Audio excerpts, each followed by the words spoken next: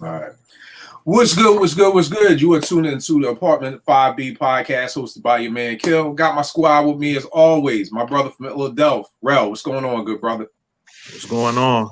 Happy to be here. Get ready to learn something. Yeah, no doubt, no doubt. Burn out the ATL. What's going on, good brother? What's good, good people? Got my notepad ready to take notes and learn some stuff about New Orleans, man. All right, all right. I got my brother Neltron back on with us again. What's good, fam? What's going on, everybody? What's happening? Just happy to be here. All right, no we're doubt, gonna get no it started. My man Yentz out of New Orleans. What's going on, Yentz? Peace, y'all. What's happening? Let's get it. All right, no doubt, no doubt. And we got my man Mixed Messiah chopping it up with us for the first time today. What's going on, good brother? Everything's good. Glad to be here. What's up, everyone? What's good, All brother? right. Y'all know me. Let's jump right into it. Tonight, y'all got pardon me, my throat is kind of scratchy right now. Tonight we're gonna be chopping it up and saluting. You know what I'm saying? We've done these shows before. We recently just did a show represent Jersey, kind of talking about our favorite MCs from Jersey, everything like that. Now, here's the thing. If you know me or you follow the podcast enough, I don't know a lot about New Orleans hip hop. You know what I mean? But I also understand that New Orleans plays a huge part in this culture. And this is what I always challenge people to do on the timeline is get out of your own way. Like, just because you may not like something, if you rap hip hop and you love hip hop, then you got to at least give that place, that person, that whatever their props. So, you know, no way I could say, in my opinion, I could say I have a hip hop podcast and not want to salute places, even though the music doesn't speak to me. And again, this isn't not all the music doesn't speak to me. There are songs and MCs that I mess with, but you know, the same thing. When we did a Philly show, I'm gonna get Philly dudes on here to talk about Philly. I'm not gonna sit here and try to do an Atlanta show with me and Rel and Gnu from Jersey. You know, we got to tap into the people who are there. The only thing I want to get into before the show, when we did this on our Apartment 5B Clubhouse, is just the word bias. Because a lot of times I've been accused of being East Coast biased. And for a while I fell for it. I felt, I've been accused of it. Yeah, I fell for the banana in the tailpipe for a while. But that episode helped me to realize I'm not biased. Because to me, biased would be, yo, Kill, check out this MC. Where they from? New Orleans. Nah, I don't want to hear them. That would be biased. When I hear somebody and I don't like it, that's not East Coast bias. But here's the thing, y'all. Probably since about 96, we have not been allowed to not like shit. And what I mean by that is in 96, it was, yo, I ain't liking that. Oh, you just a hater. That's what it was for years. Oh, you a hater. Now it's become, if you don't like something, your East Coast bias or your West Coast bias or whatever it is. And it's like, yo, nigga, can't I just not like something? Like, is that allowed anymore? But it really, truth be told, isn't. You know what I mean? Because if I say I don't like DJ Quick, oh, you West Coast, you East Coast bias. Why can't, but what the fuck is it when a West Coast nigga don't like DJ Quick then? Then what, he Compton bias? He Crenshaw bias if he don't like this? It's okay to not like somebody, but still salute them. And that's one of the reasons I wanted to do this show, to just say, and again, I'm not saying I don't like New Orleans hip hop. I don't know enough about it, which is why even at 47, like I said, every day I'm still learning. You know what I mean? So that's why we're doing this show. I got my 3 experts here. We're going to be chopping it up. Yes. Why don't you set us off? Because you know, you called me biased too many times. You probably are the leader. You're the leader. You are the face of Kill. You those bias. So set me off with this. Like I said, even though I don't know a lot about New Orleans hip hop, I do realize and respect how important it is to the hip hop culture. Tell me this. What do you feel is New Orleans' place in the culture? And whatever that means to you, you may say, like, I feel like we're a gumbo because we're in the middle of the whole country, so we get a little bit of everything. Like, you know, and from that, we're able to, you know, produce a Jay Electronica who doesn't sound like they're from New Orleans. And then you can produce different things. So what do you feel like is New Orleans' place in hip hop for you? I think we still establishing our place in hip hop. Although we've had major success, I feel like New Orleans is still relatively young and still got a lot of talent that hasn't been discovered yet. So I don't know. Yes, you're breaking up. Are you on like a different computer? Are you doing something different? No. Yeah, like you're crazy low and then you'll like peak high and then kind of go like it almost sounds like you would like, I don't know, like in a bathroom or something, like an echo or something. You got some headphones? Yeah, you got some headphones? Oh yeah, I can use some headphones. Hold on. All right.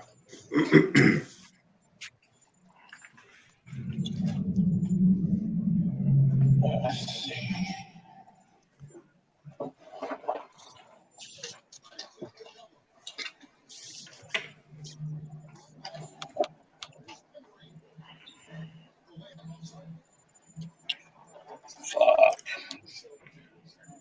Now, if you want to, keep it moving while somebody else right now while I get this set up.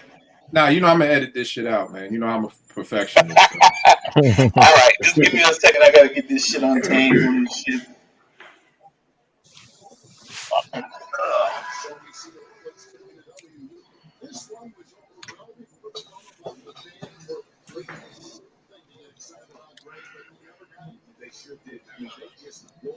One of the things about having a son with autism is he likes to play with my stuff. So I'm not always able to find things right away. That's all good, brother. Like I said, man, you know, take your time with stuff, man.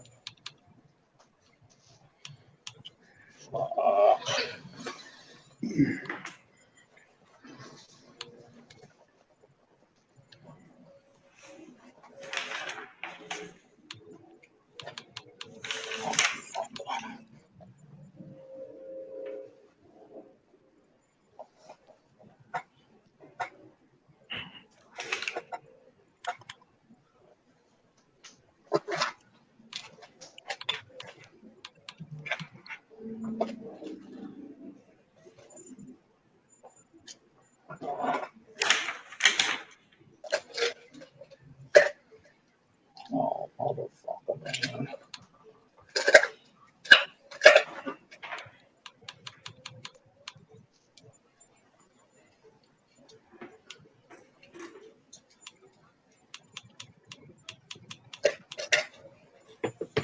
Unfortunately, I can't find it, bro. Am I still breaking up bad right now? You sound better now. Now you sound better now, so just don't move. Just don't move. All right, so you could just take it from the top. Just where do you think New Orleans places in hip hop? All right. I think New Orleans' place in hip hop is still to be established. I think we still young.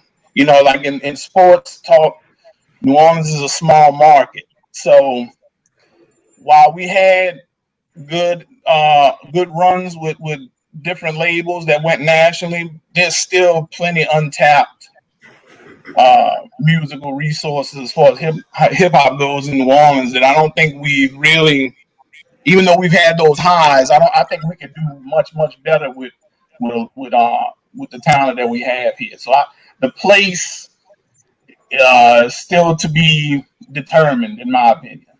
All right, no doubt. Mixed Messiah, what's up, good brother? What you got for us? Where's New Orleans? And tell me this, you know what? You know how you from Philly, rep your hood. Yes, what part of NO you from, man? I'm from the 7th Ward.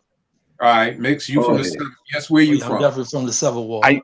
I used to live in the Gentilly area, but since Katrina, I'm on the West Bank now. All right, so you definitely know the area. Yes, sir. I didn't even know you was a NOLA man too good. We got it good. Oh, yeah, definitely. All right. What about you? Where you repping? Algiers 1.5, West Bank, all over really. Like my church was in the Ninth Ward. I was born uptown. We moved on to West Bank. Went to school in Algiers. So I've been all over New Orleans, man. So all right, no doubt. All right, so Mix, what would you say is where do you see hip hop? You know, from the New Orleans standpoint. To be accurate, I wouldn't even use hip hop with New Orleans so soon. I think New Orleans is more of a rap town, and I think we're trying to find our way to hip hop. We've had flashes of it and taste, you know, through the years, but I don't think we really focus on the culture as much. I think we focus more on the money aspect of it, the popularity, and the fact that we're actually doing it. You know, it's more like trying to impress somebody, sort of like adult peer pressure. Like I don't think we really focus on refining our lyrical skills, trying to b-boy, trying to do the graffiti thing, trying to turntablize. So I think the focus is more on stunting, more than anything. That's very intriguing, and I'm glad a person from New Orleans said that, because if somebody else said that, they'd be wherever they from biased. They'd be East Coast biased, West Coast biased, or whatever. So talk a little bit about that you see you as being rappers and not hip hop, and you're still trying to find your way to that. I would say pretty much I don't think people really do the groundwork. I'm gonna say people that's aspiring to be rappers don't really do the groundwork and look into like the history and the evolution of how far hip hop has come. I think it's more like like a rat race. Like we're just trying to keep up with the Joneses. Like whatever the internet says, it kind of dictates what they do. It's sort of like trying to just outdo the next person, but without putting in the work. Like you more about the end result than putting in the time. So It makes it hard for somebody that's like a real MC, a real turntablist, a producer as opposed to a beat maker. It makes it really hard to exist. But then when you do get out, you tend to stand out more, and then people don't really think you from here because you're too well rounded or you're too globally accepted. They question like, are you really from New Orleans? All right. I'm gonna have some more questions about that. Right, now, Tron, where do you see what's New Orleans place in hip hop for you? I'm piggybacking off of Yitz and Mike. I've always, being from New Orleans, we're looking at the East Coast, we're looking at the West Coast, we're looking at the Midwest, Miami, Houston, ATL. So we just always try to find our spot.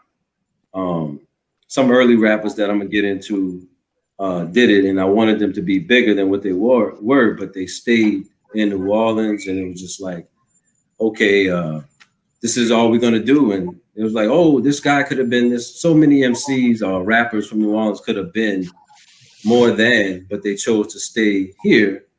So that's where I'm at, man. We always look like Philly had Black Thought, Jersey had Redman, ATL had Outkast. So we want that. Somebody's going to be well-rounded and really study the art of hip hop, all the four elements, So that's how I feel, that we still try to get there.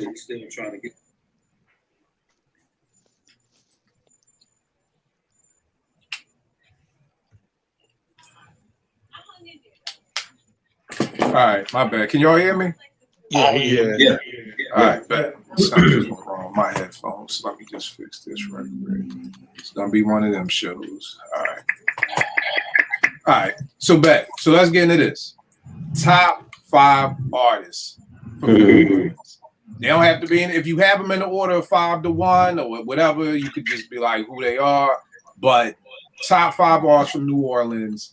And why? Rel, I know you're an Philadelphia representative, but you have 5 of your favorite artists from New Orleans. So I'm intrigued to know who they are. Who are your top 5 artists from New Orleans and why? For me, Currency, Juvenile, BG. Oh wow. Wayne, and Jay Electronica. And I have someone that I like that's very that didn't have a long career but was underrated to me, and that's a guy by the name of Mac. I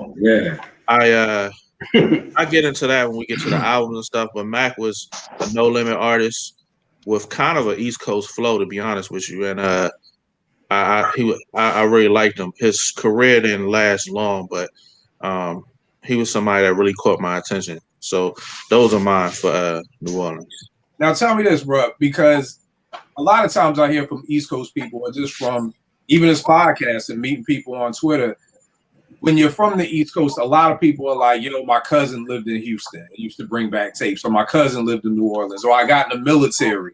How did you get to here? See, all my cousins was in Brooklyn. All my cousins was in Philly and Brooklyn, so I never had that West Coast plug to be schooling me on stuff. How did you get into New Orleans hip hop like that? Well, all of my family is in Philly for the most part, but I had a friend of mine that I had met, and he's from DC, and a lot of stuff from different regions I got from him. He would, you know, he would play around me, and I'll be like, what's that? And that's really how I started listening to anything other than East Coast and West Coast, because I got put onto the West Coast because it was, NWA and all that. That kind of was everywhere. But I had a friend from DC, and you know how DC is. DC is into a lot of the South stuff. Like Scarface is like God in DC. You know what I'm saying? So they're into that stuff. So that's who put me onto it. And to be honest with you, I thought a lot of it was whack when I first heard it. But you gotta understand, your ear matures. You know what I'm saying? And I was biased for one. You know what I'm saying? And then it's something new and it's something you haven't heard before, and it takes a while for you to for it to register with you, and that's what happened. Like people like Currency, Jay Electronica, those type of people, they kind of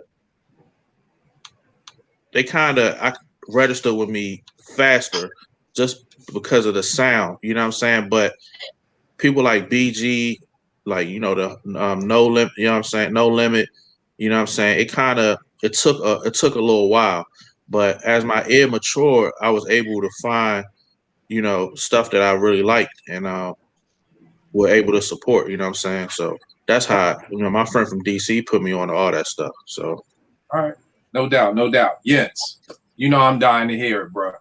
Top 5 MCs from New Orleans. Notorious B.I.G. All right, so look, here we go. I got Currency. Currency is dope. I got The Fiend.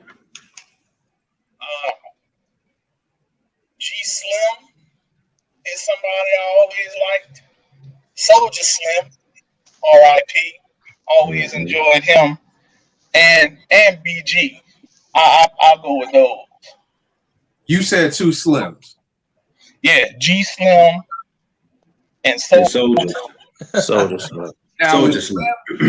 That's some New Orleans. You know how we had Cool Rocksky a bit. Like it was Slim like something you put on the end of your name? No, you got Slim Calhoun out of the ATL, so there's a Slim, and that's in the whole. But I mean, you just named you was like Soldier Slim and the other person Slim, so I didn't know. Like you got the brothers, you got M Love, you got Love, you got.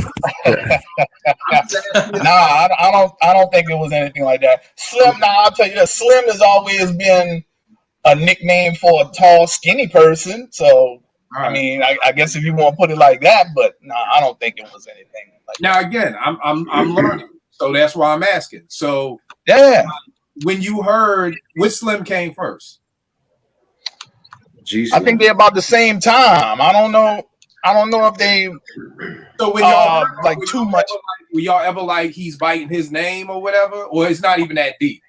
No, it's not that deep. All right, cool, no doubt. Mix, who you got for your top 5 and why? Oh, my fault. Yes, why? Why are you picking these people? Like, what is it about? Well, they all MC in a style that I like. Okay. I mean, that's about as plain as I can put it. It's not, I don't think it's any like big standout type of thing. It's just that the music, like we always say, speaks to me. Okay. The way they go about rhyming speaks to me. I think it's just the sound. And again, I think for me it's just my Well, I'm gonna wait till the end. Mix, who you got for your 5 and why? All right. First off, I got Jay Electronica, because to me, his style could be picked up anywhere. He's sort of like if an alien landed in New Orleans and decided to rhyme. That's what I like most about him. Yeah. Second of all, I'm gonna go with the late Bionic Brown. Oh, fine. He kind of put me in the mind. What's his name? Bionic Brown, but his Bionic is spelled Bionik. Okay. And then Brown. He died in a car accident some years ago. He was really known for his freestyle. He had a really wicked freestyle. He had a really high-pitched voice. So he put you in the mind of if you could cross maybe Far Side with Souls of Mischief. Like he would fall in one of those families. Okay. I liked him a lot. He was really dope. He could perform well too. Now tell me this: is he associated with a crew? Because you know how hip hop for me, and again, this is what I'm trying to learn. You know how, like you just said, Souls of Mischief, they were with Hieroglyphic, or these people with Camp Click, or these people with State Property. Was Bonnie Brown with anybody, or he kind of? No. Is that how y'all roll in New Orleans? Are they crews, or are they sometimes crews, but then you can be solo? It's kind of both. It's kind of both ways. You know, you might have some people that roll in crews and some people that don't, or they might have multiple affiliations. Okay, something like that. But he wasn't rolling with anyone. It was pretty much just him. Okay. My third one is 3D Nati. She's a Tasmanian devil in the booth. You got. I'm writing this down. So you said 3D what? Nati. That's capital NA apostrophe capital TEE. 3D Nati. Hey, she's dope, man. She's dope. She did a cut. I work with kids in the hood. I'm apostrophes. It's just we need a limit on them. Like that's good. That's what we want. I got some kids with 3, so this is good. She did a collab with Ransom a while back. Okay. She came off dope off of that. So yeah. And she's on Torre's album too. Okay. Okay. This down. I'm doing my homework. Yeah, she's really wicked. Like always freestyling on her YouTube and all that. Okay. Anything goes with her. Like she could rhyme almost any style by anything, and she got like the sex appeal.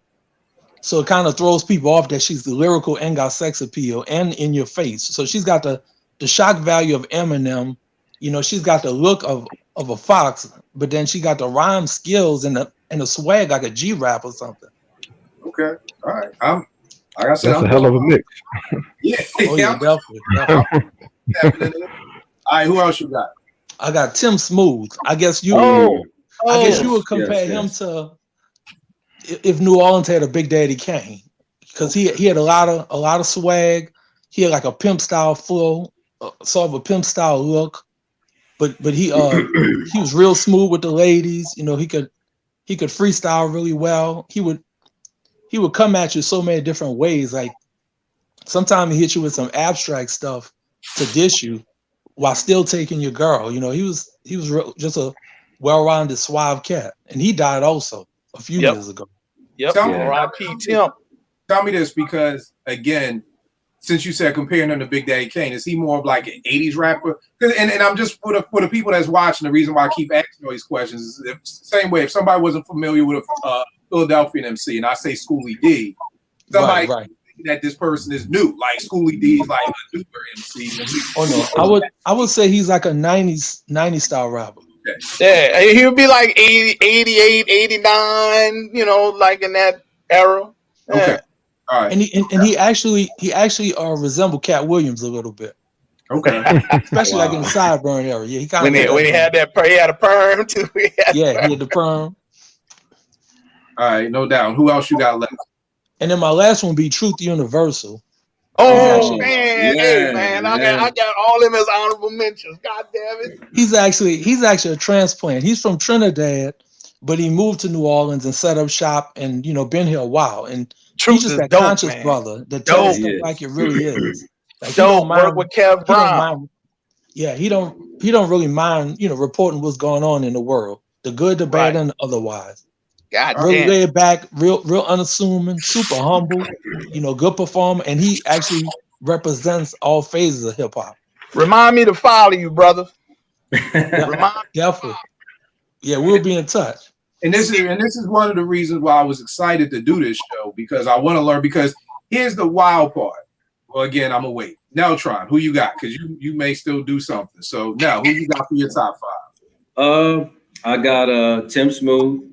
The reason why Tim Smooth grabbed me, I moved to, I don't know if I told Vern or you or yes, but I moved to Atlanta in '88 and came back in '91, right when New Orleans rap started to take off with the bounce era.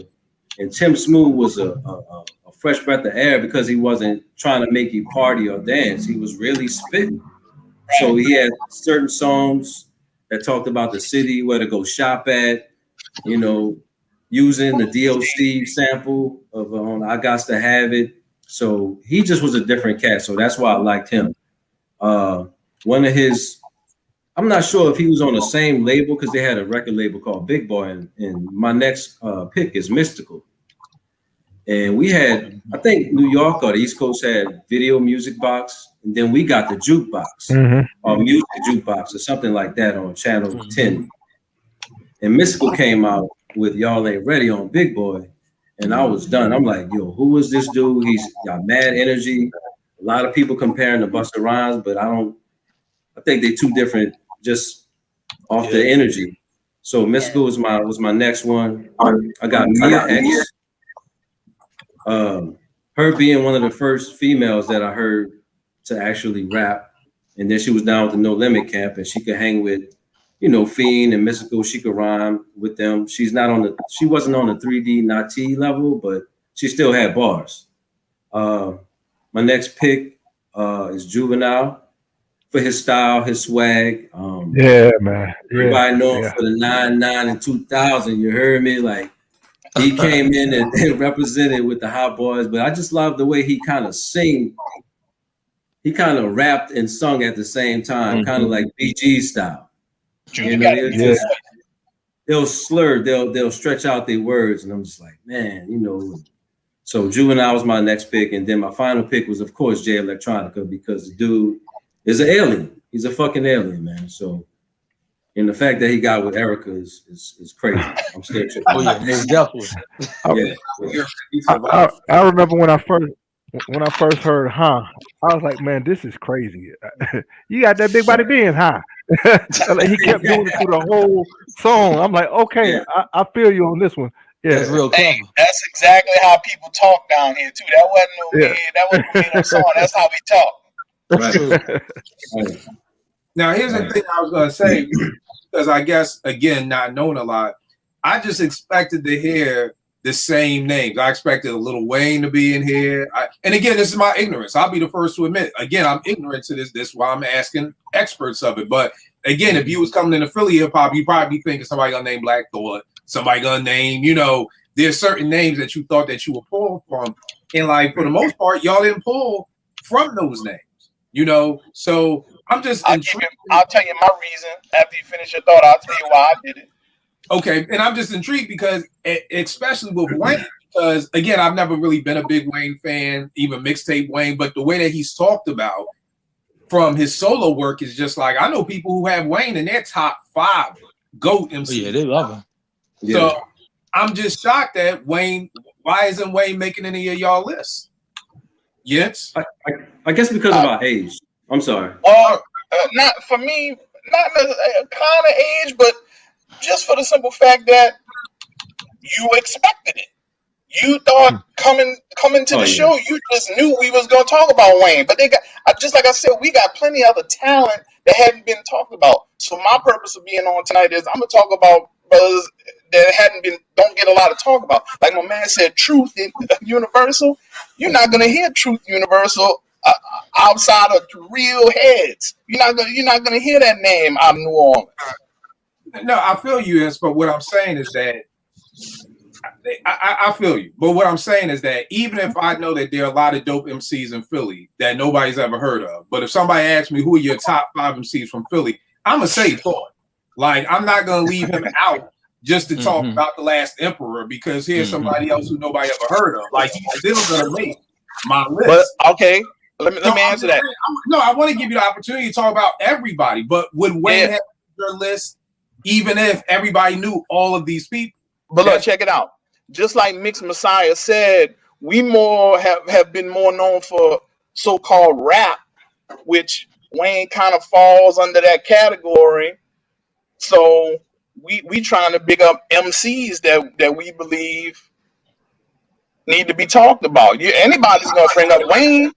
I'm loving this. Anybody. Somebody from Hawaii is gonna say Wayne's one of the best out of New Orleans. But because Wayne's known. because again, so many people talk about Wayne. People get on me because like, Kill, this ain't Hot Boys Wayne. This is lyrical Wayne. Mixtape Wayne is one of the greatest mixtape runs ever. Yo, did you hear this? Did you hear the Carter 1, 2, 3, 4, 5, 6, 7, 8, 9, 10? This dude is a lyrical. So again, I'm just shocked. That's all. I'm not nobody. Yes, getting mad. I'm just asking. You'll kill. All right, bro, hold on for a second, Nick. Bro, what you gonna say? I'm not from New Orleans, but I could understand totally why Wayne is not on y'all list. Because I think I feel this way about a lot of popular people. I don't care for the machine type of people that are hooked in to the machine and shoved down our throat. Because okay, here's a greater way to say it, Kill. You just talked about cheesesteak, Ishkabibbles, and all these places, but the real Philly niggas know it's them other places that you really want to go if you're going to get a real cheesesteak, and that's my perception on why y'all didn't name him. Can I say something too? Yeah, what you got, bro? I think I try to walk a fine line with that because you know what I'm saying? Like I agree with that, but I also feel like why I mentioned him being an outsider is I wasn't the machine thing. I'm like that too, Vern. But I think with him, I just had to. I think he deserves to get some credit. No doubt about it. I'll never say they don't deserve. They grinded and they earned all what they got. There's no doubt. Yeah. Because I wasn't a Wayne fan until the Carter 1. Like he was cool, but when I heard the Carter 1, I was like, damn. Like, and it says something to have the type of run that he did have. Like, you don't just have that type of run just being average. You know what I'm saying? So it's like go both ways. And it's funny because I got to put myself in the shoes if someone asked me about Philadelphia, and I understand where they're coming from, but I also feel like that's the reason why I did mention them though, because I felt like what I'm saying, to have that type of run that he had, like that's commendable. You know what I'm saying? Right, no doubt. Mix, what about you, good brother? Okay, I got a tripped out story. When I first moved to Brooklyn, which was in 2013, I lived in Brooklyn from 2005 to 2013 after Katrina. I moved to BK. So when I was leaving a party in the Bronx late one night on the 4 train headed back to BK, there was some chicks arguing in the back of the train, and they were all in each other's face, going at each other's throat. And I could tell, it was rap related, but I couldn't tell what it was about. So when they got closer to me, they were arguing over who's the best out of Lil Wayne and Jay-Z. So they asked me who I thought was better out of Lil Wayne and Jay-Z, and I said Pharoah Monch. I'm definitely gonna follow you, brother. I'm following you soon as we finish. Definitely following you. And so yes, and again, this is me learning because again, if you go on the TL, here's a great example. Yeah, MC from Harlem, respectable MC. But I'm 46, he's 36. MC, he says Wayne is an incredible lyricist. So again, I'm not just taking this from the people on the timeline who don't know shit, and they just looking at who got the most video or Lil Wayne in these features. I'm looking at like, hey, here's a credible source. So that's all. I was just shocked, but this is why I love the show because I love hearing about all these new people who I get to dive into. So I'm again, yes, no beef, good brother. Just I just it's never that. It's never that. That's all. All right, boom, we did that. Now y'all got me even more intrigued. What are y'all top 5 albums out of New Orleans? Well, I'll start as the outsider and see how you compare to the insiders. I'm not gonna. Well, I have a couple of albums. I'm not gonna attempt to because my knowledge isn't as extensive. I'll just go with a couple of albums that I like. That I like Shell Shock from Matt. I like 400 Degrees from Juvenile.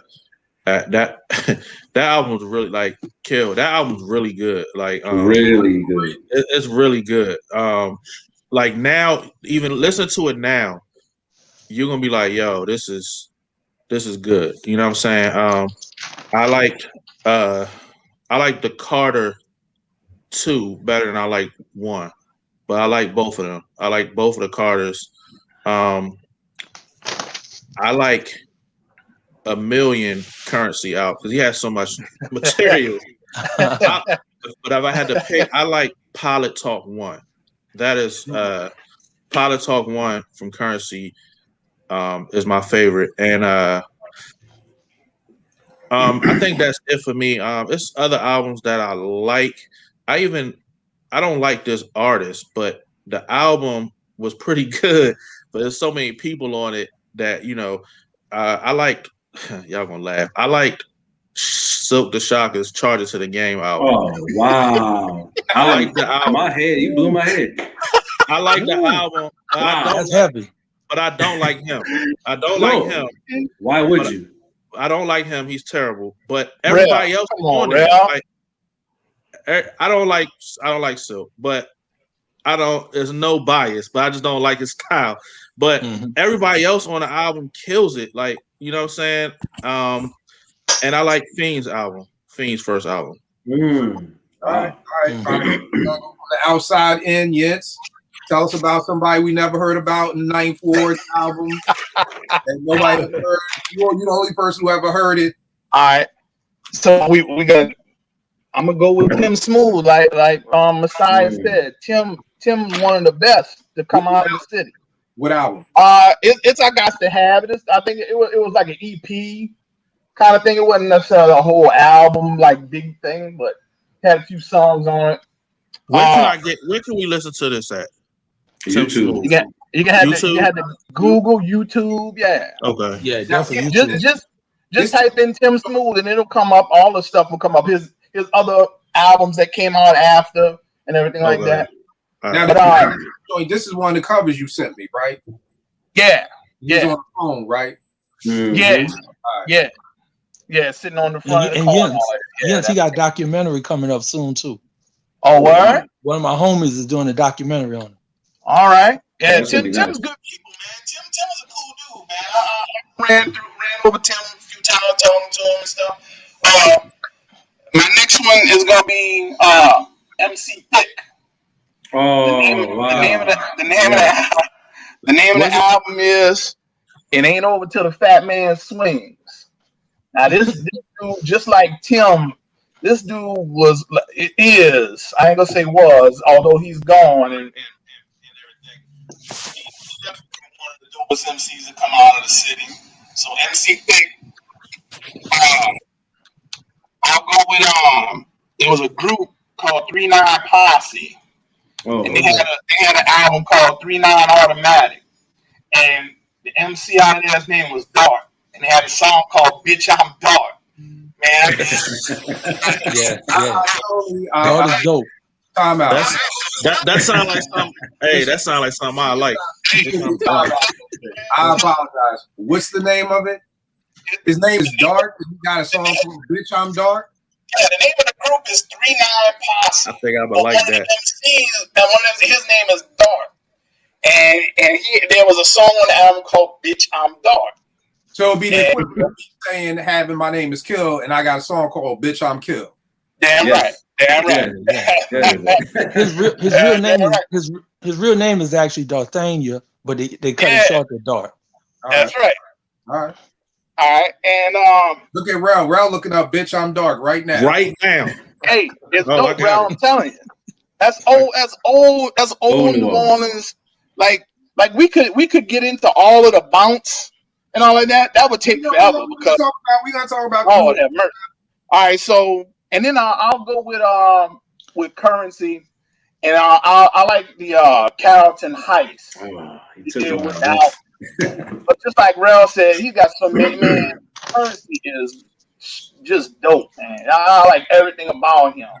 The way he delivers his rhymes, the subject matters, it's either cars or weed. But I don't mind because the music's always good. And like, it don't never get old in my opinion. So that was my last one with Currency. All right, no doubt. Mitch, who you got? All right, my first one is the Ill Relatives. They were, Oh, they were technically from Baton Rouge, but their stuff really moved hard in New Orleans. Oh And wow. their style is also kind of like somewhere God between damn. like Lisa and New School, Far Side, Tribe, Souls, like on that level. And what's the name of the album? The name of the album is Illustrations. I gotta write that down. What year is this from? They're from Baton Rouge, the same place that LSU is. Yeah, like early 90s, mid 90s. Oh, early 90s, definitely early 90s. All right. All right, who you got up next? Oh, J Electronica, Exhibit A and B. Okay. It's more of a mixtape, but it's Right. an unofficial official album. Right. The third one will be Truth Universal, which is Invent the Future. All right. It's a wide range of styles on that one. It kind of got like a Slum Village production feel to it. So you said, who's it by? Say it again. Oh, that's Truth Universal. That dude is dope, man. God damn, that dude is dope. And who's the producer? If you saying it sound like Dilla, you know. It was a variety of producers actually. It wasn't any one dude. All right, bet. All right. The fourth one was a compilation by a clique called the Psycho Ward, and it's self-titled. Wow. Damn, Mike. And from the Psycho Ward, you had Mac, you had Rod Smooth, who toured with Cash Money, and a lot of people, you would say were birthed out of that clique. Okay. I guess they would be like New Orleans Wu-Tang, but not so much with that edge, but a wide range of styles. Like there were so many different styles and ranges with everyone in it. And it wasn't just MCs, it was DJs as well and producers. All right. And then my last one will be the late Bionic Brown again, and it's called Platinum Thoughts, Aluminum Budget. I heard that. That's a dope title. Boy, you put together a good panel, boy. This dude got me smiling. God damn. And yes, we all know it takes a lot to make you smile, good brother. So No, this is how God comes together and just puts all this stuff together. that's right. That's right. Your top 5 albums, good brother. Well, Yes put me on the Currency album, which is the Carrollton Heist, produced by Alchemist, and I mean, I ain't gotta say nothing, but I mean, his work ethic is bananas. Currency just puts out so much. My next one is Lil Wayne, the Dedication series he did. I think it was after Katrina he put them out, and he rhymed over different beats, and he stepped his game up. I got Mystical's first album. What was it called? Y'all Ain't Ready Yet. And 400 Degrees by Juvenile, and J Electronica's Eternal Sunshine. The Pledge. It's like 15 minutes long, and they had different songs on there. He was rhyming over different beats from the Eternal Sunshine movie, and it was no drums, but it was still dope. And I'm like, and then he said certain things. I'm like, wait, this dude might be from New Orleans, and I was like, all right, bet. So those are my 5. All right, so question. There's no love for this? There's no J Elect love for this? Oh yeah, there's definitely love for that. It's love for that, but it's a little dated. What about the unreleased one that released after that? Oh, That's Patents. this, Okay. this is I they got you, Rel. All right. That's the one we did with Jay-Z, right? Yeah, this is the one that just came out, Mix. When you said it's dated. Yeah, but it's dated That because shit is poop. it's dated. Nah. It's dated, Kel. It's dated, Kill, because a lot of stuff on there is kind of refurbished. Word. Okay. I only knew about that one joint when they used the I Gotta Love, the PCL joint. The Shiny Suit Theory. Shiny Suit Theory. I know Yeah, that. yeah. Okay. All right. No doubt. So It's still dope though. It's still crazy dope. the one that just came out, the J Electronica, Rel, that you was asking about, is called the Act 2, the Patents of Nobility, is way better than the one Kill you just brought up. It's fire. It's got some dated tracks, but it's fire. Yeah. It's so Man, good. J Elect got to straighten up, man. His career is pretty much dated. He didn't come out when he was supposed to. Did you hear that one, Kill? The The unreleased one? Patents of Nobility. That the one that got leaked like last year sometime? It got leaked after the one you just posted. Yeah. It was cool. It was cool, man. I actually like that one better. You know what I mean? I just think like, so much time went between Exhibit C, like, and whenever, Exhibit C was 2009. Like, we're talking 12 years ago. You know what I mean? Just all that hoopla. I was waiting for this Just Blaze, Jay Electronica produced album. And I remember being hyped for the one that Neltron was talking about, thinking that was going to be the album because there was all the hoopla when he was going to sign with Puff. He was supposed to sign with, I think Just Blaze and Jay have some issue because he was supposed to sign with Puff. That's why on Exhibit C, when he's like, yo, come get Puff to do these ad libs again. So they thought he was going to sign with Puff, and then Just was going to do the album. Then he signed with Jade, and Just was like, well, I don't think I'm going to do the album. So who knows? But still an incredible MC. Hey, Kill.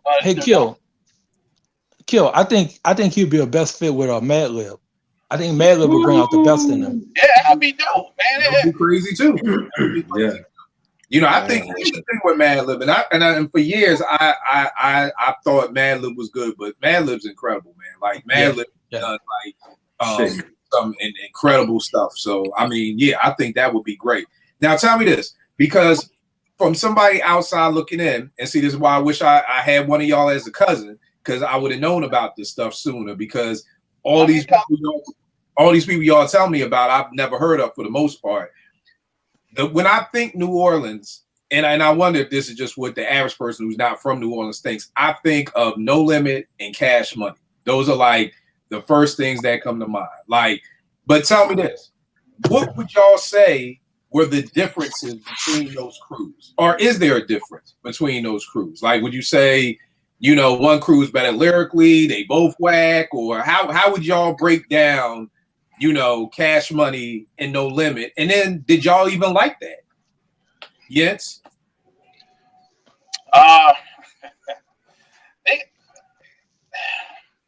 far as No Limit goes, they got joints and they got some artists that I kind of rock with, but for the most part, not really. And then Cash Money. All right, let me put it to you this way: before No Limit and before Cash Money, there was Big Boy. So artists that used to be on Big Boy, and Big Boy eventually, Big Boy was a label. Big Boy was a label. That's one of the pictures I sent you for the I saw it, but I mean, okay.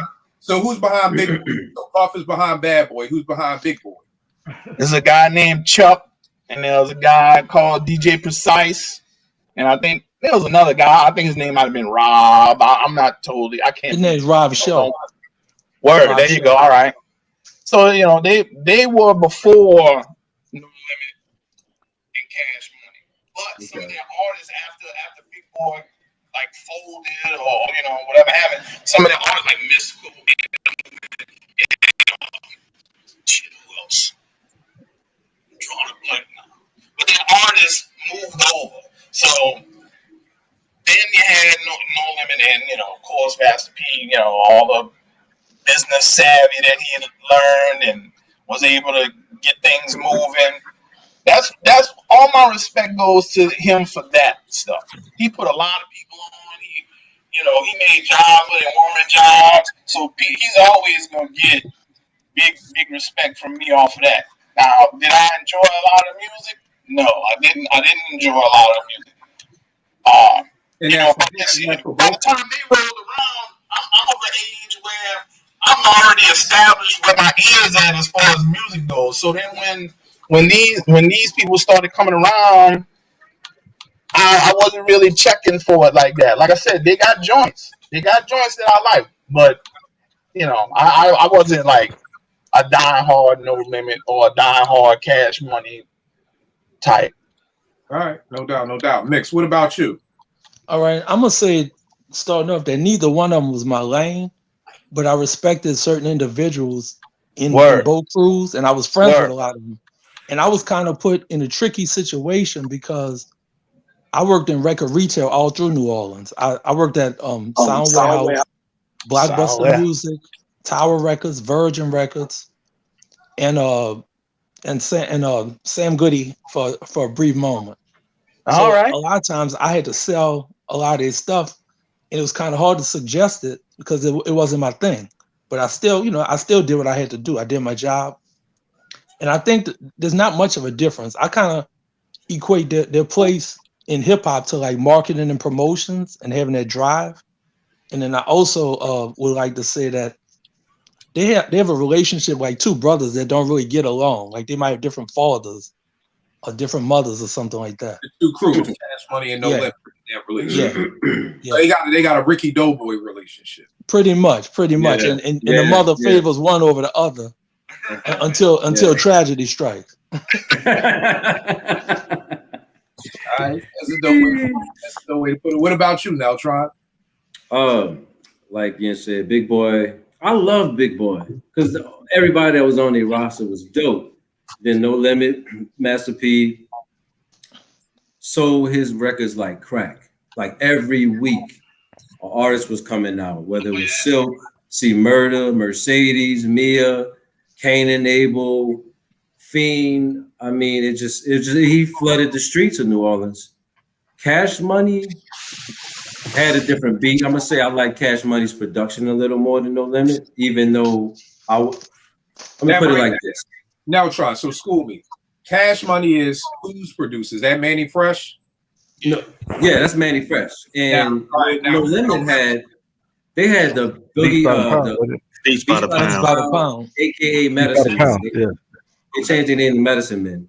Okay. But their beats, I mean, you got a producer out there, KLC, and a couple other cats who, did their thing, but No Limit I like Manny's sound a little more because you can, his artists could ride the beat a little better.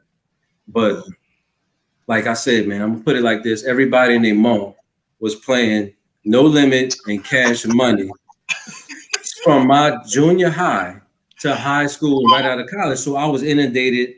Every time I got my partner call, it'd be like, oh, I'm about to play some Mac or some BG or some Juvie. And I'm like, all right, it's your card, bro. So, I want to listen to Wu-Tang or Pharcyde. So like Mike and Yitz, man, I got one No Limit album, that's Ghetto D, and I got one Cash Money record, and that's 400 Degrees. So that'll tell you that I wasn't really into it like that. But I respect the business acumen. Okay. Now let me ask you all this. Because what I've realized just from doing this show, the blessing is having people from all over. One of the things I love about social media, you talk to people from all over. You think everybody is doing what you're doing. So if, when Illmatic was big in Philly, I'm like, oh, Illmatic's big everywhere. Everybody's listening to Illmatic. Then I get on Twitter 20 years later and people are like, we wasn't playing that shit like that. You know what I mean? So with you guys, all three of y'all are hip hop heads. Yeah. Would you say that the majority of New Orleans who maybe aren't hip hop heads feel the same way? Or that if I had somebody on here who just listened to rap music, they would probably be naming what I expected them to name? I would say that's accurate. I would say your statement is very accurate. Okay. I think the three of us kind of have like a open, eclectic taste. But I think the average New Orleanian would give you more what you expected to hear. All right. No way to put it. Now, I caught hell over Wu-Tang. I had partners telling me, man, I don't want to hear that kung fu rap. I don't want to hear that shit. Yeah. So that's, same here. hey, down here, it's far and few between. You might run into a head every once in a while that kind of, had that broader ear, but for the most part, man, if you wasn't hearing bounce out of every single call coming by or any No Limit, Cash Money, there wasn't many people blasting Redman. You had some now, don't get me wrong. I might have been one of the few, but right. What you gonna say, Mix? I still take exception to this day of the name Cash Money Records because I'm a close friend of DJ Cash Money. And to me, he represents like truly like what hip hop is about. Like he's iconic. I feel like his artistry is shoved to the side because when you ask the average person about Cash Money, they're thinking of the label. They're not thinking of Jerome Hewitt. Right. And that's who they should be thinking of. And it's funny that you said that. That's why I was asking you about the two Slim people, because one of the things that turned me off to Cash Money was being from Philly. all I know is Cash Money is DJ Cash Money. Yeah. You know what I mean? So that's why I was just, and to me, just seeing that, I was like, oh, they biting. So I already threw them to the side. You know what I mean? Yeah. So I agree 100% with what you're saying, because that was my reaction when I first even heard about Cash Money records like that. All right, Neltron, you kind of touched on it with the production. What is the sound of New Orleans, and who do you guys think is the dopest producer out in New Orleans? So, Neltron, give me one to two words to describe the New Orleans sound. Is it bounce? Is it like, what is it? And then who is your favorite producer out in For the masses, I'm gonna say, because on the outside of being from New Orleans, it was bounce.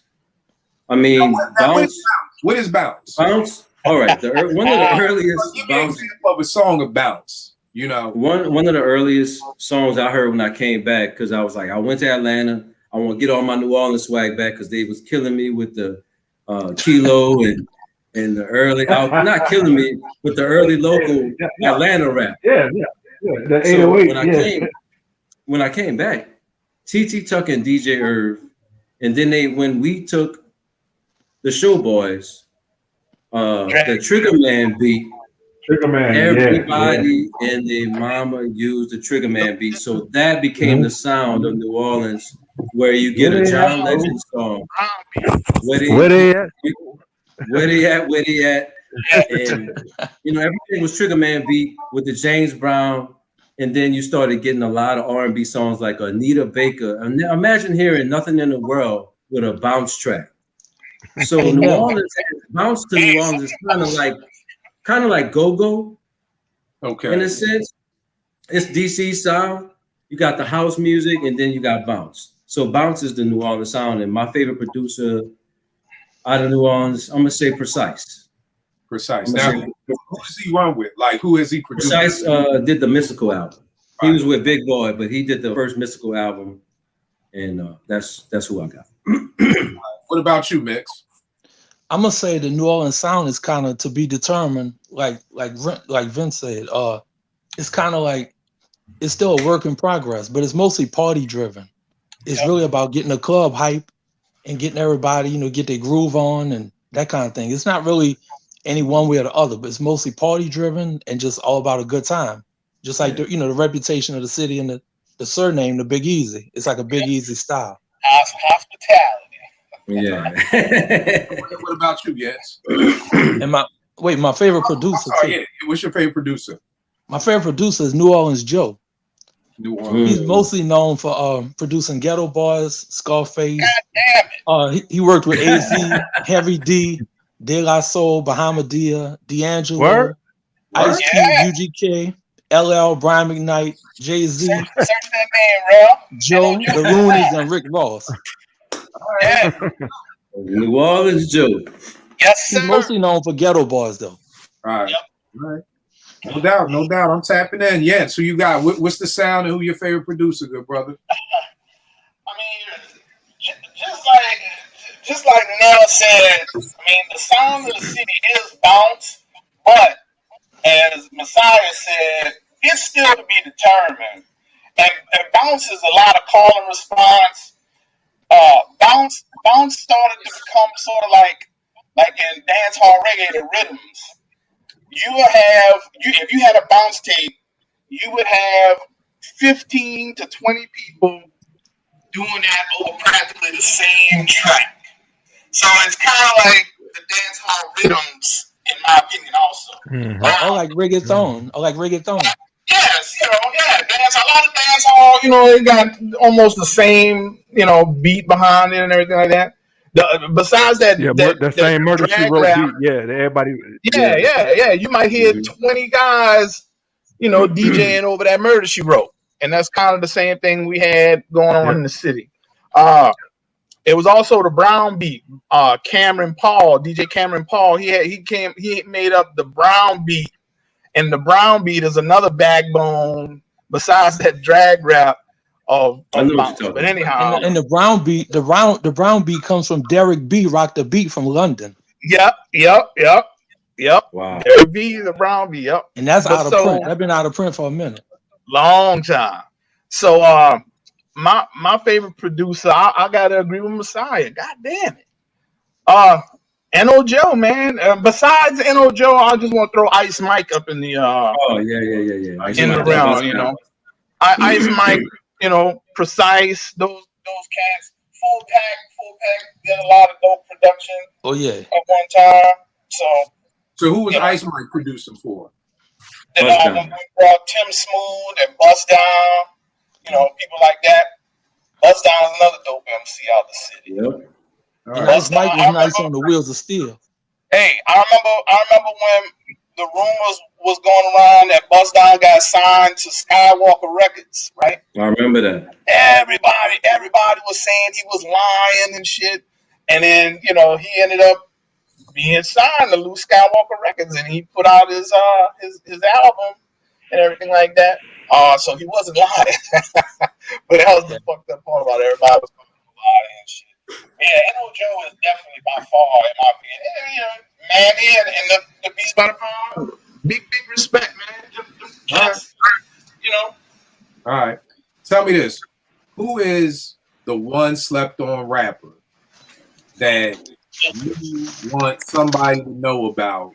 Like, I'm already Googling all this shit, but if there was just one person, if there was just one that you had to say, Kill, this is the one you need to check for, who would that be? Neltron, who you got? Slept on MC. I mean, Tim Smooth, but he's no longer with us, and I mean that's cool. I mean, we can still, like, if somebody from up north says Sean Price, he's no longer with us, but you know, he got that catalog. So yeah, and I can't say Jay. I mean, because Jay Elect is Jay Elect, and we. But slept on, I would have to say Tim Smooth because nobody mentions his name ever. So right. I'll give it to Tim Smooth. All right, what about you, Mick? All right, mine is a guy. His name is Devastating.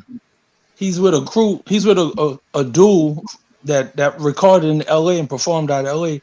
named Funky Town Pros, and the song he's most known for is called White Green.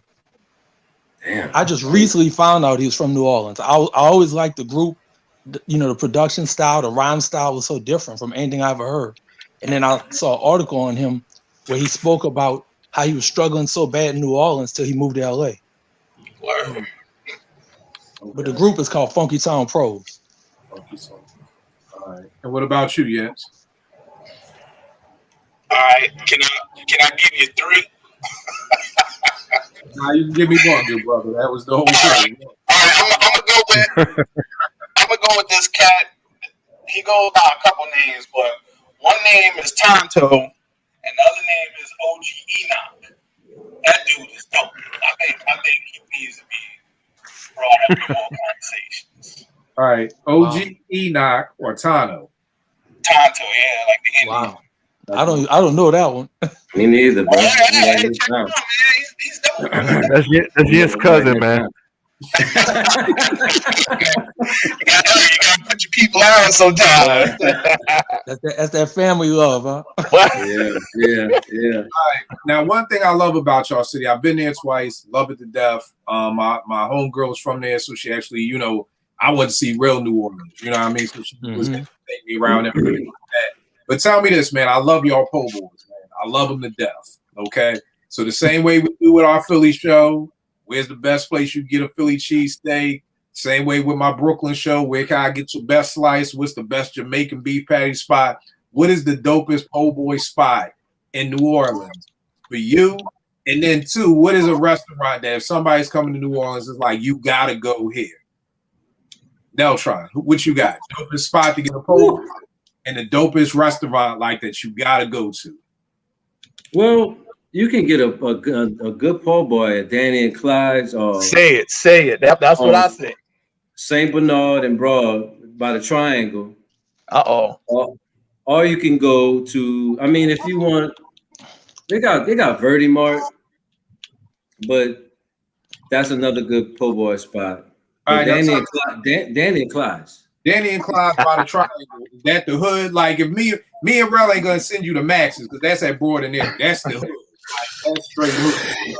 It's not that. It's a little hood, but not the way you like watching your wallet and locking your car. You're gonna get some hood dudes come through there, some hood chicks come through there, but it ain't.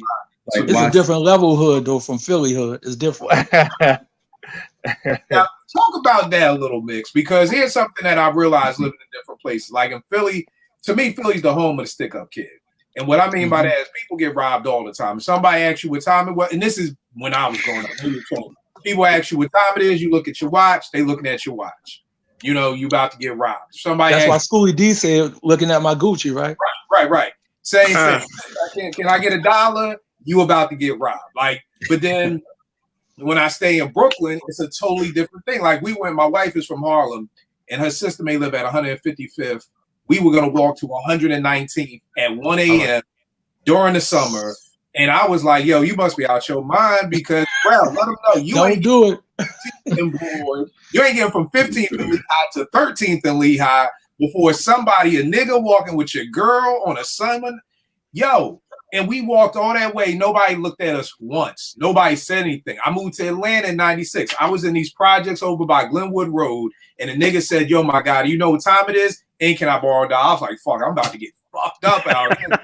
Yeah. This dude did both questions. Like, right. He really just wanted to know what time it was and could he get $1? So every hood is different.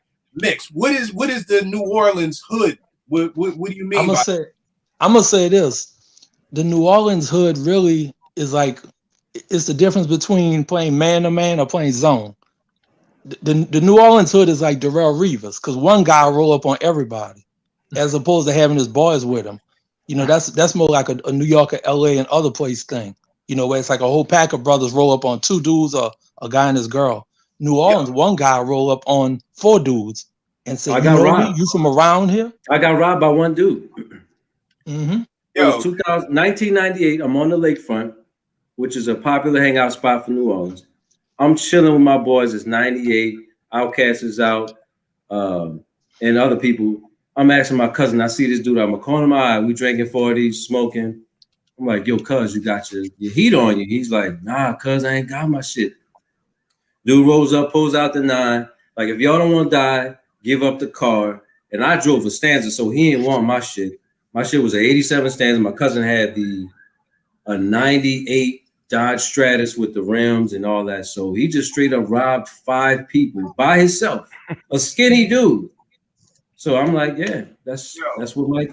Mix. I gotta bring you back just for your analogies. We gotta have an analogy battle because I thought I was like the man I'm playing down. I'm like, this dude's coming for my title. Yo, that's crazy, man. Because like you said, every hood is different. So Mix, where are you sending me to get the best po' boy? Oh, now Charlie, you never told me what's the restaurant. Is there a restaurant that like you swear by? You know, like when Vern and his family, I'm like, oh man, you get up Jim's Po' Boys, Bus Boys. It depends on what you want to eat. I don't know if you ever had seafood like the crawfish and the shrimp or oyster. I don't even know if y'all eat oysters in Philly. Do y'all eat oysters? He counts calories. He counts calories. He can't come down here. He can't come down here. He counts calories now. He can't come down here. The best shrimp.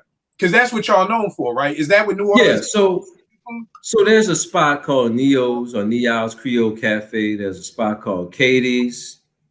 There's a few, Katie's, and if you don't, Katie's on Iberville, they pretty good. If you want some boiled shrimp, just straight up boiled shrimp, you got Cajun Seafood on Claiborne. J&J's on the West Bank, and Casnets in the East. But if you don't want to eat like the local cuisine, you want to be like, you know what?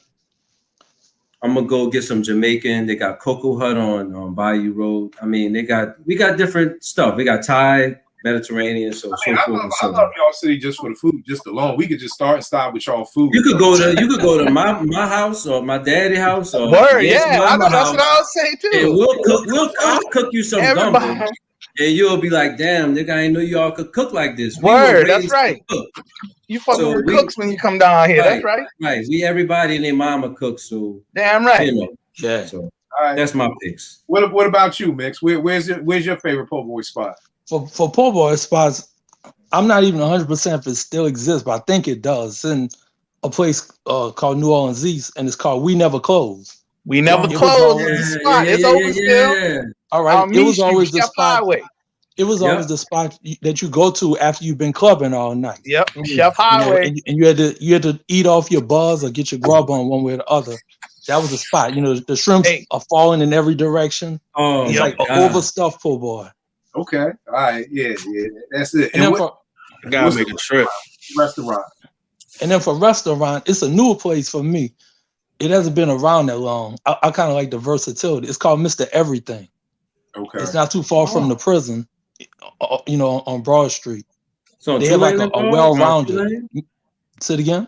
It's around Tulane and Broad, or? Yeah, it's around Tulane and Broad. It's called Mr. Everything. Check them out. All right. They sell a little bit of everything. If you're trying to eat healthy or unhealthy, they kind of cover both avenues. That's dope. That's dope. That's dope. Yes. What about you? Best po' boy spot.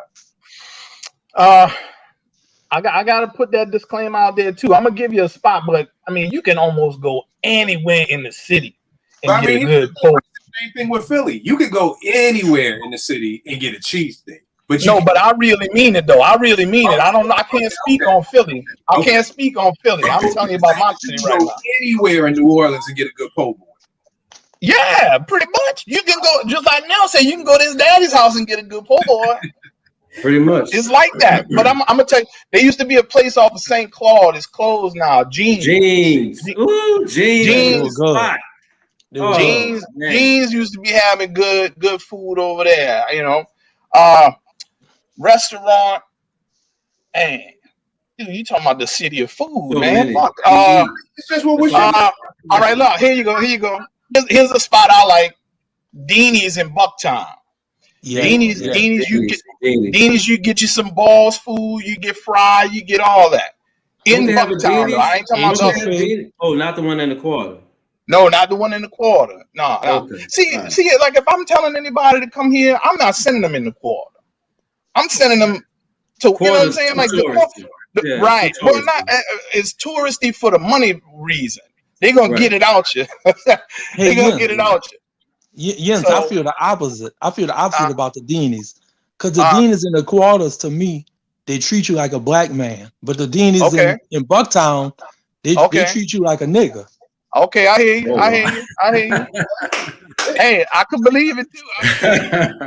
All right. What's the artist or the album that makes y'all the most proud of New Orleans? No Fab Life. Like, I'm at Morgan. All my people from New York, like, yo, this dude Thought is nasty. Like, that was like the Philly coming out album, in my opinion, for the New Yorkers I hung around, who was always like fronting on Philly hip hop. He was like, boom, that's that. So like a lot of times I'll say the Illadelph Half Life, or it could be something that another thing I'm super proud of is when Beans was going at it with Jada. You know what I mean? Because I felt like that was one of the illest MCs war. You don't think so, Ralph? That not to get into that so heavy, but that battle was very difficult for me because I was such a Jada fan, but I'm from Philly, and that one was that I had really mixed feelings about that battle. But I'm just talking about, to me, it just made me feel proud because here's a Philly MC going toe to toe. Oh, the recognition. I agree. The recognition. Yeah, I feel you. That's something that I was really proud of to wear on my chest. Like, for all the years y'all fronted on us, like, here you go. So I got you.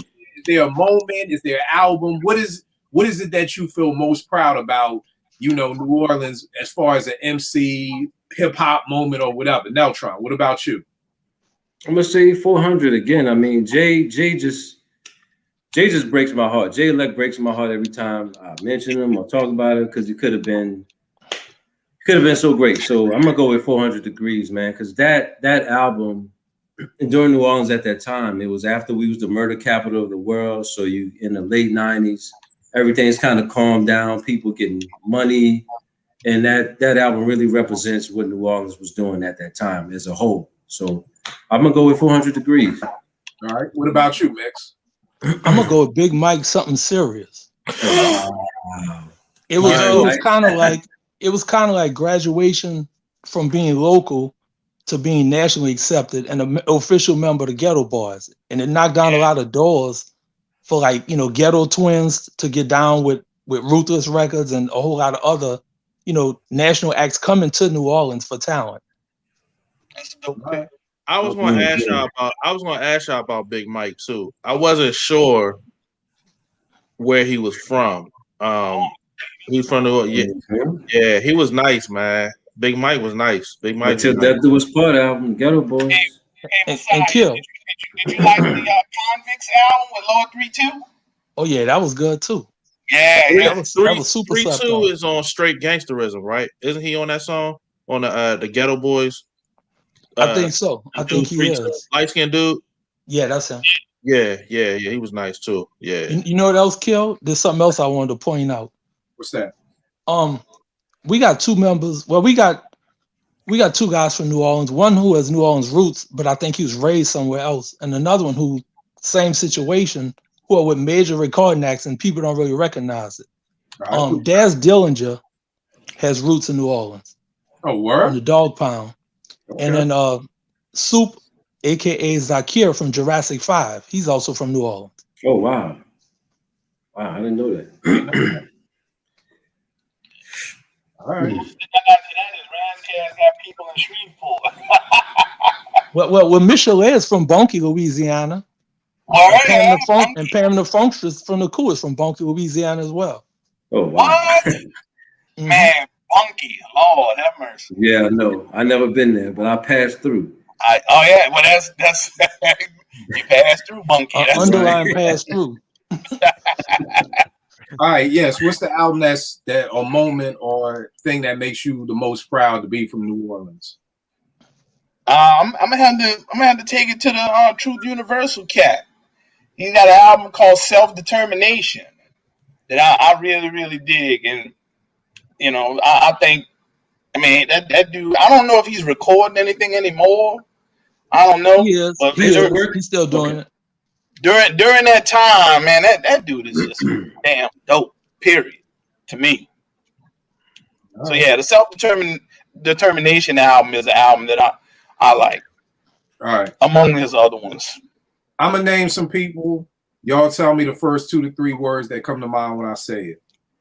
Uh-oh. Lil Wayne. Now try.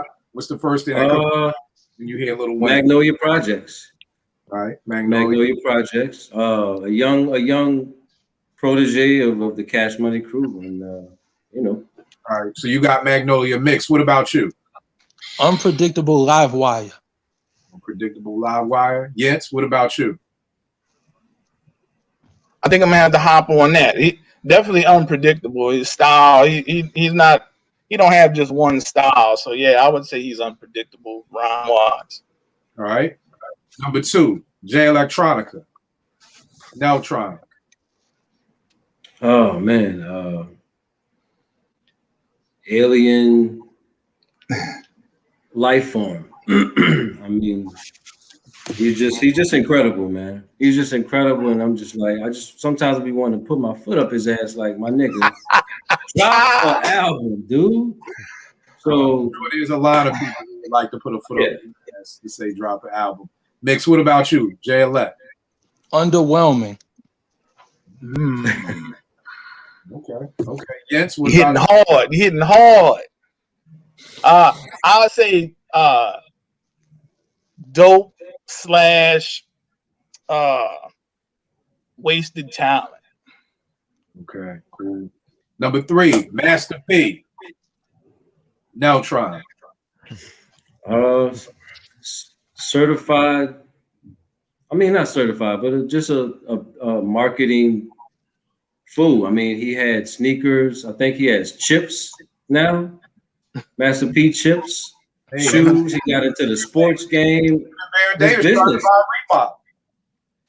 Oh wait, his shoe. Him and Baron Davis are trying to buy Reebok. Oh yeah, I did hear I about heard that. So yeah, business, just a business minded. He's stupid with the business, man. His business acumen is just crazy. He never stops hustling. Mix. What about you? I'm gonna say Driven. Okay. Yes. I think he's a maker, being that how he, put a lot of people to work that maybe not would have had a job, whether it's through his movies or through the music. So he makes things happen. All right. Next up, Currency. Eltron.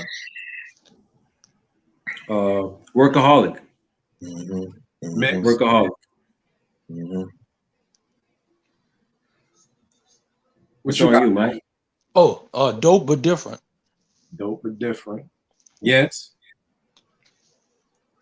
Yeah, dope. All right.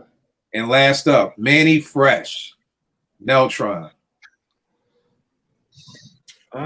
New Orleans own.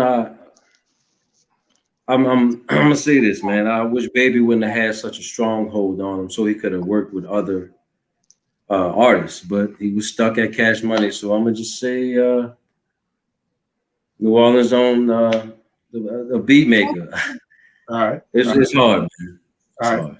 What about you, Mix? I'm gonna say Trailblazing. Okay. And Jens? Yeah, trendsetter, trailblazer. He could be the mayor if he wanted to, I think. It wouldn't take much for him to get that. You know, he had the opportunity, or there was a rumor that he was supposed to work with Mos Def. Yeah. It was supposed to be an album. Oh yeah, I remember that. He actually did work with him. It's already done.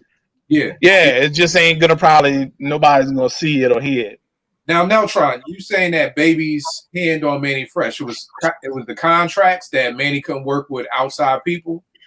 I'm not sure, Kill, but all I know is he just worked with the Cash Money crew, and I'm like, you could be working with people out of Texas, Atlanta, or like Mos Def, or somebody from Detroit. You could have worked with somebody from Detroit, and that would have changed your kind of style. Right. Because his style kind of stayed the same. I think Manny could have been like how Jazzy Faye started doing. Like there was a time where Jazzy Faye was all around producing and stuff. I think Manny definitely could have been doing that. I think it was kind of like the Foster McElroy stranglehold on En Vogue. Remember when everybody wanted to work with En Vogue, like Ellie and Babyface and Jimmy Jam, Terry Lewis, but Foster McElroy had them locked up to the point where they couldn't even entertain no one else. Wow. Yeah. Okay. Now, Vern, Jazzy Faye is from Atlanta, right? Vern. Oh, he frozen. Jazzy Faye is from Atlanta, y'all, right? I don't know. I couldn't be sure. It's possible. Yes. All right. Yes. Okay. Cool. All right. Now we talk about he represents Atlanta. Yes. All right. Now we talk about hip hop. What about R&B? Tell me about some New Orleans R&B acts. I know one of my favorites. I already know where you're going, Kill. Yeah, you go. This is one of my favorites. DJ. Yeah. I mean, I love this album so much. This is the first album I think I've ever heard. I listened to it and wrote the review the same night I heard it. Damn. That's the live version. Is that the live version? It's the regular version. Oh, that's the regular. Okay. But I literally listened to it. And by the time I got to song 6, I was like, I just started writing, and that's never happened before. I love this album. And he's actually been on Apartment 5B before and chopped it up with us. But tell me a little bit about, New Orleans R&B. R&B. Tank and the Bangers. I remember seeing them in 07 at house. I'll be at a house party. Tank and the Bangers. Bangers. Okay. Yeah. Bangers. Bangers. At a house party? Yes, this was 07. I'm in New Orleans off of North Gayoso or North Mayo at a house party, and they're performing. And I'm like, damn, this is a mixture of kind of hip hop and R&B and soul and funk and a little bit of the bounce, the second line type of stuff that we do. And now they're getting the notorieties because I've seen them on Tiny Desk, and the singer, the lead singer, she kind of reminds you of a bubbly Jill Scott, so I'll say Tank and the Bangers. Mm-hmm. All right. You heard the Alex Isley joint with them? Yeah, that's real dope. No, I haven't. Alex Isley's crazy. Yeah. Oh, she's stupid. She's out stupid, bro. Yeah, she out of. You know how I feel about Alex. Yeah. She's fire. She's fire. Yeah. So I gotta listen to this shorty because all of y'all love this shorty. She is fire. Oh, yeah. She is fire. Man, she can't. dope. Everything she's been on, especially with Jack Dine, is Oh my goodness. Whew. amazing. Out of this world, bro. Yeah. Stellar. All right, cool. What about you, Mix? Who would you big up out of New Orleans R&B? I'm gonna go with PJ Morton Oh yeah. because I don't think there's there's no style that he can't do or any genre that he's locked into. Like I want to whether say, it be I want to say he won a Grammy for Gumbo, and he just won a Grammy, I think, for a gospel album. He did. Yeah. And he's independent too. Doesn't he play with Maroon 5? Isn't Yes, he? Yeah, the he plays keyboardist? with Maroon 5 and he produced NDRE at one point. Oh Yeah. wow. PJ's dope. PJ's dope. What about you, Jens? Yeah, I mean, it's got to be PJ, for newer. I mean, if you can call him that, he's been doing it for a while. But I mean, other than that, it's all our traditional, R&B funk kind of, music that we got down here. But yeah, PJ, you gotta give it up to PJ. All right. If you want to go old school, excuse me, Please. the old school R&B. I was talking to Mike about this earlier today, and it's the Funky Meters. Wait, hold up. The Beatles. All right. Hold up. Don't say the Funky Meters because that's the gentrified version. It's the Meters. The Meters. Yeah, the Meters. The Meters and Chocolate Milk. These two bands, man, was on some Cameo with a sprinkle of LTD, Confunction. So it's like soul, funk, and just great music. But they never. I'm gonna say this, Kill. I'm gonna say the Meters been sampled more than the Kardashian Mama. Another great analogy. And I was going to say, if you've listened to anything in hip hop, you've heard the Meters. If you've heard, Marie, if you heard anything Rich Harrison produced over the past 20 years, what? Drums. Marie, Tony Braxton, Take This Ring, the Meters hand clapping song. Just Every D. Yeah, I mean, everybody has sampled the Meters. So there's no way you've heard hip hop and you haven't heard the Meters. So that's dope. Tell me, on some number one, I thank y'all for coming on and schooling me. I mean, I've never taken this. I mean, this. Damn. Wow. Straight up school. Yeah, this is school to me, man. Like that's why I want to. My pastor always told me never be the smartest person in the room. Keep smarter people around you. So that was dope. That was dope. I know you're a bookhead, right? So there's a spot on Bayou Road called Community Book Center. You said on Bayou Road? On Bayou Road. I think that's what is that? The 7th Ward or the 6th Ward? Tremere. But it's on Bayou Road. It's off North Broad. Yeah. So it's called the Community Book Center, Black owned. And if you want to get some books while you're in the city, check them out. Bro, let me explain something to y'all. As soon as this whole COVID thing is over and they start having conferences again, I'm in everybody's city. You know what I mean? So trust me, I will definitely be out. Yeah. So number one, just want to thank you guys for coming on and schooling me. Thanks for having us. Thanks for having us, listeners and everything like that. Is there anything I missed that you want to bring up about New Orleans? Neltron, is there something I missed that we didn't talk about? Something you want people to know? Magazine Street, the snowballs. Snowballs is like Italian icy, but not. It's a little more juice, but snowballs are like the delicacy in New Orleans, and spots to hang out like City Park if you want to take the family to the lakefront, or Riverview or Audubon Park. So there's, Mm-hmm. All right, Bert, you was about to say something? Besides Cafe Du Monde, where can we get a good beignet? That's it, bro. They took over the city, right? Okay. That's pretty much it. Okay. There was a place in City Park called Morning Call. They just like a bitten version of that. Right, that's all it really is. Yeah, you gotta go to Cafe Du Monde, man. That's it. Okay. Yeah. That's what I loved about AAU. 3 summers they had tournaments down there. So I really love New Orleans. Matter of fact, my mom and stepdad down there now celebrating their anniversary. Oh, word. Yeah. Mm-hmm. That's what's up, man. Yep. That's dope. I'm putting it out there in the air that eventually 5B, we're gonna be coming to everybody's city. You know? So we gonna be able to meet ups. What's up, Mix? I want to send a shout out to me, the greatest natural football player to ever walk the planet. When they think of New Orleans, they always talk about Peyton Manning and Reggie Wayne and Marshall Faulk. But the greatest football player ever is Ed Reed. Ed Reed. Yeah. Ed Reed, pound for pound. Same role. I got a That's picture right. with him. I got a picture with him. Yeah, he was at Same this restaurant I was at. Yeah, From my beloved Baltimore Ravens. yeah, You're a yeah, trader. You're a yeah, trader, bro. yeah. What about you, Mix? Did I miss anything? Is there anything that you want to touch on with the city that we didn't, or you want people to know about? I would say, even though it's known, still come and check out the Essence Music Fest, because it's a good way to get everything all in one shot. And also the Jazz and Heritage Fest, the food at the Jazz Fest is like the best food New Orleans has in a 2-week span. Like, they premiere a lot of dishes that you don't really get any other time in the city. They save it just for that event. True.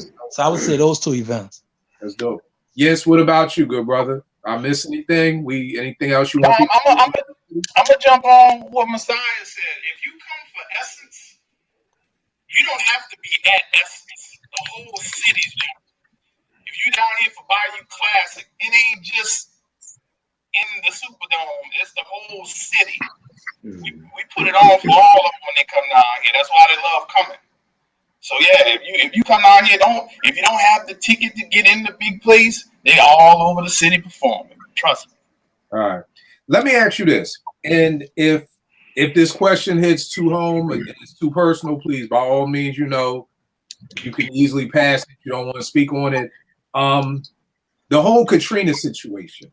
The thing for me that was so mind blowing to me was just, I mean, you guys love that city. People love New Orleans so much because, again, just from an outsider looking in, after it happened and knowing that, and I know that the levees, this wasn't something that happened every year. I don't want to get conspiracy theories and everything, but just from the outside looking in at first, I understand it more now. But at first it was like, wow, these people had to move to Houston, move all over, and then they moved back. And I'm just thinking from the outside in, I'm like, yo, I'm not moving back to a city where this shit could happen again. So what do you guys think it is about New Orleans that brings everybody back? There's something special about that city. You know what I mean? Because I know for me, again, just outside looking in, not trying to offend nobody, I was like, yo, I love Philly to death. But if this shit can happen every year, I'm not coming back. I'll move to Jersey. I don't got no problem moving to Brooklyn. But everybody comes back. So it's got to be something special about it. What do you guys think that is? That brought everybody back to the city after something like Katrina happened. I think it's mostly the fact that in New Orleans, unlike a lot of places, they kind of accept you for who you are. You're not really judged quite as much. You don't feel like you're under the microscope 24/7. And then the pace of it is kind of like you could set your own parameters for the pace. You can make it whatever you want. But it's like it's bittersweet, because with that being said, even before Katrina, a lot of people from here are kind of afraid to explore relocating to other cities that are also interesting. So they kind of have blinders. They think it's all about New Orleans. But I think you appreciate New Orleans more when you travel to other places and you fill in the blanks of both places. You kind of get the best of both worlds. It make you appreciate what you already in, what you have, but it also lets you know that there's other ways to live, other styles to live in. Because I lived in Orlando, I lived in Houston, and I lived in Brooklyn. And I mean, I miss Brooklyn a lot because it was more catered to my style. So when I came back to New Orleans, I felt like I was, on Death Row Records, pre-Katrina, working with Daz and Quick and everyone. And then I feel like I'm moving back and I'm with Diddy now. I'm more about liquor and everything else other than the music. Past the Cavassier. Right. Yeah. What about you? Yes. What do you think the pull is? Because it was just amazing to me again, just when it happened, and everybody was like, "Yo, I want to go back," and I'm like, "Word?" Y'all, So what do you think it is about what's so special about New Orleans? I think it's like Messiah was saying. It's got a lot to do with community. People here, we not fucking with nobody really. We don't care where you come from. We don't care. We just we living and we getting it, and that's it. And that's just the best way to put it. Like when we got called Hollywood South. They got people, known people. We don't fuck with them. Them people, you wouldn't. They would think that nobody in New Orleans knew them. We know them. We just don't fuck with them like that. We to ourselves. We mind our business. We don't. You know. We're not doing all that. We're not running up on you for an autograph and all like that. That's why they comfortable coming down here and living and everything. Yeah, we have a small city with a big reputation. Yeah, I was gonna say, because I know Lenny Kravitz lives down there. Solange has a house down there. There are a lot of people are moving to New Orleans. What about you, Neltron? What do you think it is about the city that just pulled everybody back? It's unique. It's one of the oldest cities in the United States. I mean, you're going back to Louisiana Purchase and Louis XIV, and it's just the way the city started. So, everybody, you got people like Gentz. When I hear him talking, I'm like, damn, he got to be from New Orleans. So you hear a Spanish dude, or the Vietnamese down here sound like they're from New Orleans. It's crazy, but it's more like Nick said, it's family, the food, and the culture. And everybody's everybody knows somebody who knows somebody that knows somebody. It's like, it's real tight. Like, you could go in Philly, parts of Philly, and you won't know this other guy in South Philly or West Philly. But from the east to Marrero, everybody knows somebody. That's why you can't be messing around with these ladies. Everyone knows everyone. You got to watch it hollering that. Right. And it might be your cousin. You might be hollering at your cousin. You might be related to the girl in your high school. Right. So, but it's culture, food, and family, man. So Right.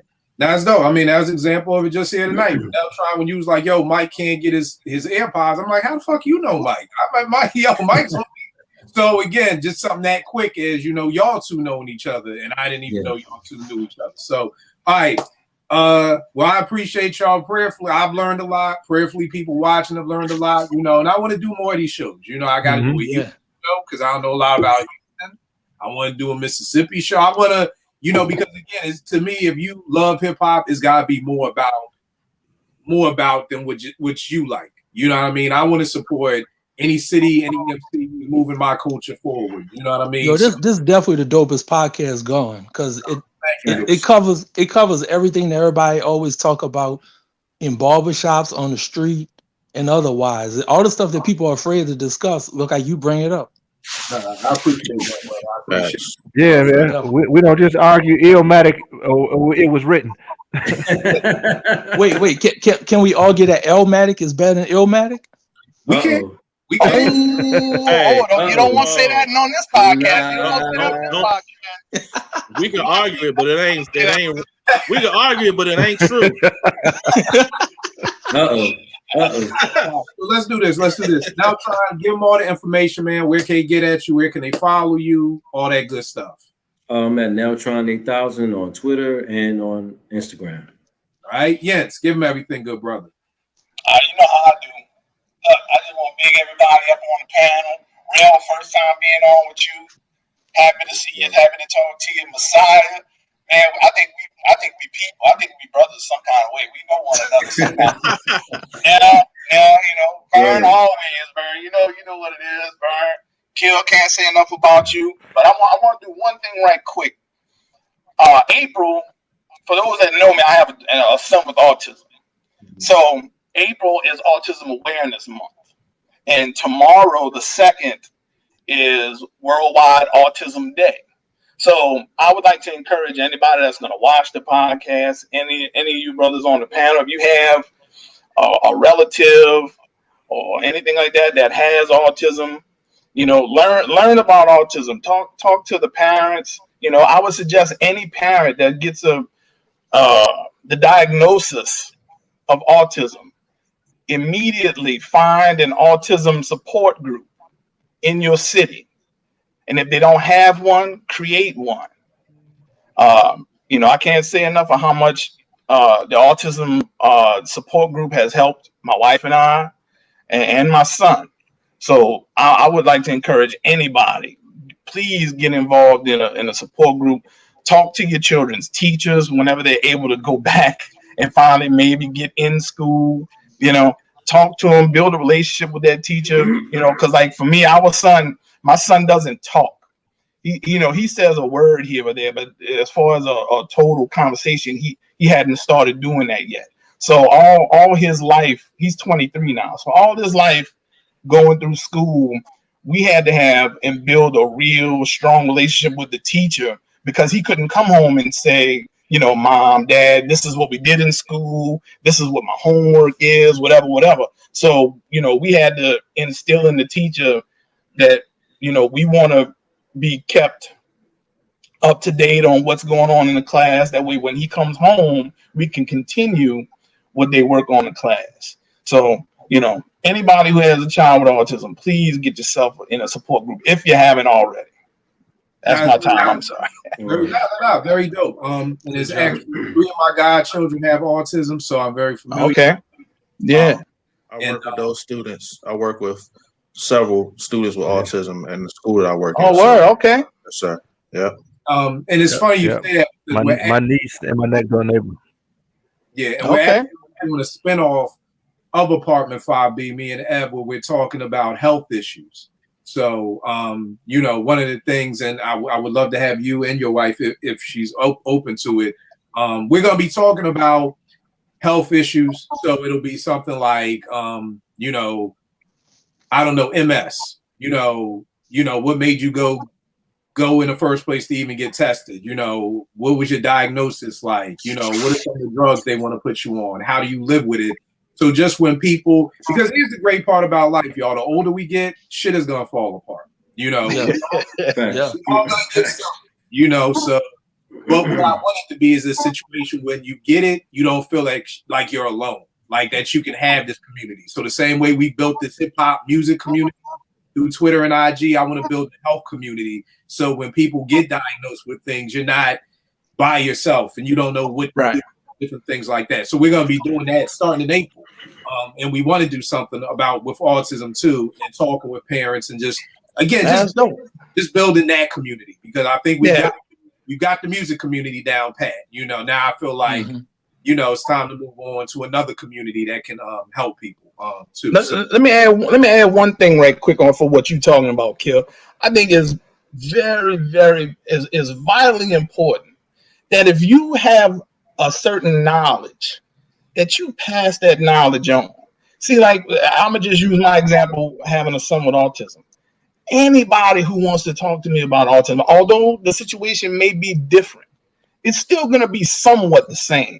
And I don't believe that I would be a good parent if I didn't share what I've learned. Because, like I said, my son's 23, so I'm talking about people with kids that's like 5, 6. They're not at 23 yet. You know what I'm saying? So there's some things that I can tell them that'll help them maybe along their journey. Just like people who have children that's older than mine. I'm always trying to talk to somebody like that. You know what I mean? So I don't think we should don't hold information so close to the cuff. You know, no matter what the information is. If it's something that can benefit somebody, man, let that out. Right. And I mean, prayerfully, that's to me the whole point, because the thing is I feel like with health issues, especially, we hold that to our chest. You know what I mean? So you could be talking to, you could have a coworker for 20 years and not know that this coworker has MS or scoliosis or have something, you know, because it's like a secret identity. You just don't bring it up, you know?